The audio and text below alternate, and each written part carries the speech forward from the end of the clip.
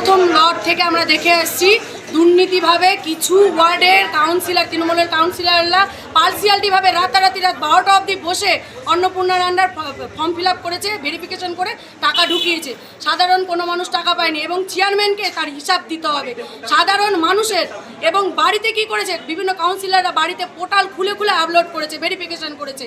আমরা চাইছি আমাদের ওলমালদা পৌরসভার প্রত্যেকটা মহিলাদের অধিকার দিতে, যদি অধিকার না দিতে পারে তাহলে এই চেয়ারম্যানকে পদত্যাগ করতে হবে। আর যতটুকুন না করবে এবং প্রথম শিডিউল দ্বিতীয় শিডিউলের হিসাব আমরা সম্পূর্ণ চাই, হিসাব না দিতে পারলে ওনাকে পদত্যাগ করা হবে এবং তালাও খোলা হবে না।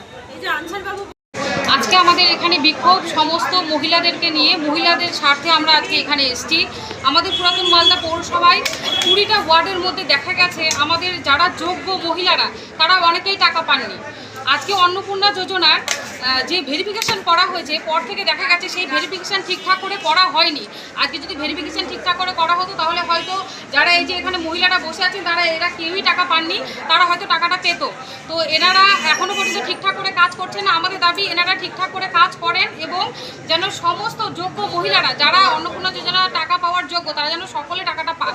আজকে আমরা এই দাবি নিয়ে আমরা এখানে অবস্থান বিক্ষোভ করছি। এরপরেও যদি এনারা ঠিকঠাক করে কাজ না করেন তাহলে এরপরে আমরা আরো বড় আন্দোলনে নামবো। ওনারা যেটা বলছেন যে তৃণমূলের মানুষ পেয়েছেন সেটা ভুল। এই যে সারা পশ্চিমবঙ্গে প্রায় 1,30,00,000 মানুষ যে পেল, সব তো তৃণমূল নয়।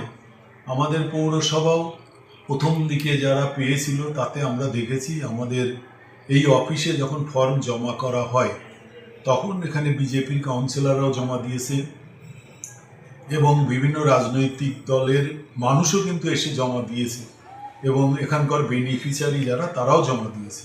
ওনাকেও বললাম নিয়ে বসে কি সমস্যা আছে, সমস্যাটা আমার বোধহয় আলোচনা করলেই সমাধান হয়ে যাবে।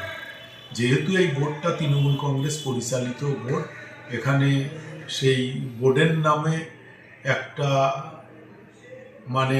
দাগ লাগাতে হবে যে আমরা একটা রাজনৈতিক উদ্দেশ্য নিয়ে কাজ করছি, এটা ভুল। না, টোটাল কাজটাই আমরা দেখেছি জেলা প্রশাসন করেছে এবং পৌর প্রশাসনের এক্সিকিউটিভ অফিসার এবং পৌর কর্মচারীদের তত্ত্বাবধানেই কাজটা হচ্ছে এবং আজ পর্যন্ত আমাদের কাজটা সেই পদ্ধতিতেই হচ্ছে। চেয়ারম্যানরা কিন্তু এই কাজের সঙ্গে